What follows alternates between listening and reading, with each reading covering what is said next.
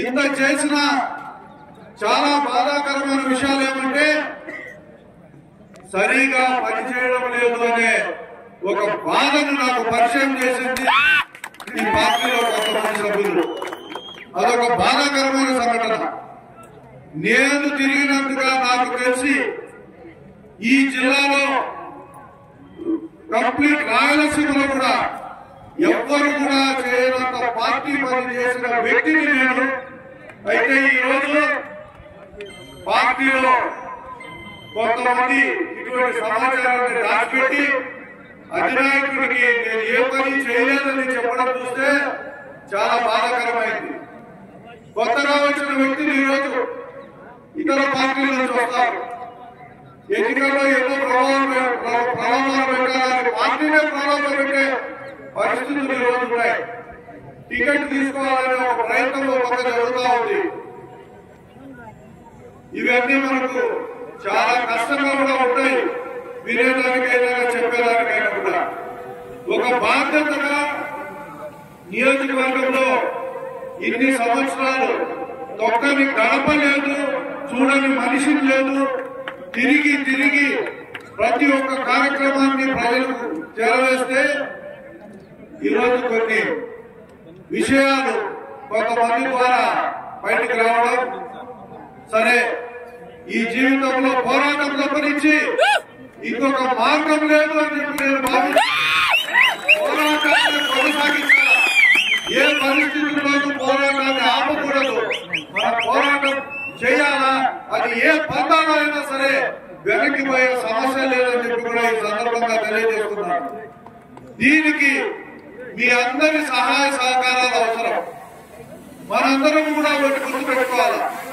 గడిచిన 3 ఎన్నికల్లో మనం ఓడిపోయాం. ఈ రోజు మీ అందరి పైన ఈ బాధ్యత ఉంది. మీరు అనుకుంటే సాధించలేదు ఏమీ లేదు. మీ దగ్గర ఉన్న శక్తి బహుశా ఎవరి దగ్గర ఏ రాజకీయ నాయకుడి దగ్గరగా లేదు. మీ ఓటు, మీ శక్తి, మీరు ఓటు వేయించగల పట్టుదల, మీరు అవలంబించే పద్ధతులు కరెక్ట్ గా ఉంటే మీ బంధువులైతేనేమి, స్నేహితులైతేనేమి, తెలిసిన వాళ్ళు, పక్కింటి వాళ్ళు, ఎదురింటి వాళ్ళు, పక్క గ్రామంలో ఉన్నా సరే మీరు చెప్పి ఓటేయించే శక్తి సంపన్నమైన నాయకులు మీ అందరూ అని చెప్పి నేను భావిస్తున్నాను. ఈరోజు మీ అందరూ ఆ బాధ్యతను తీసుకోవాల్సిన అవసరం ఉంది. 3 సార్లు మనం ఓడిపోయినాం. గడిచిన 20 సంవత్సరాల నుంచి ఇక్కడ శాసనసభ్యుడు, ఆయన తండ్రి మటుకే ఇక్కడ ఎమ్మెల్యేలుగా ఉన్నారు. ఈ మండలంలో కూడా ఎటువంటి అభివృద్ధి కార్యక్రమాలు కూడా చేసిన పాపాన వాళ్ళు ఎక్కడా పోలేదు.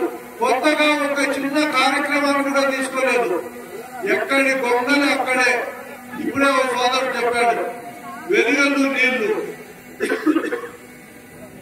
ఈ రోజు కరువు పరిస్థితులు వచ్చినాయి. ఈ మండలంలో భయంకరమైన కరువు ఉంది.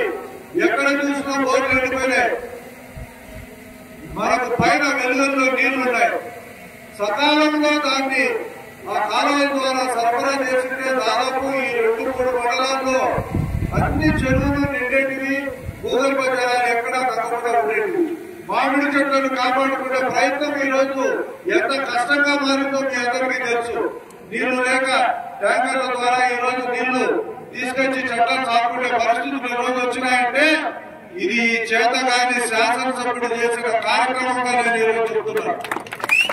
వెలుగల్లులో నీళ్లను మే, జూన్ నెలలోనే కాలువల ద్వారా తీసుకొచ్చే ప్రయత్నం చేసింటే ఈ రోజు గంగనేరు వరకు కూడా నీళ్లు పోయి గంగనేరు రిజర్వాయర్ కూడా నిండే పరిస్థితులు వచ్చాయని చెప్పి కూడా ఈ సందర్భంగా తెలియజేస్తున్నాను. కాలువలు నాసిరకంగా చేసిన కారణంగా నీళ్ళని కూడా ఏట్లేకపోయే పరిస్థితులు ఉంటే అవి రిపేర్ చేయకుండా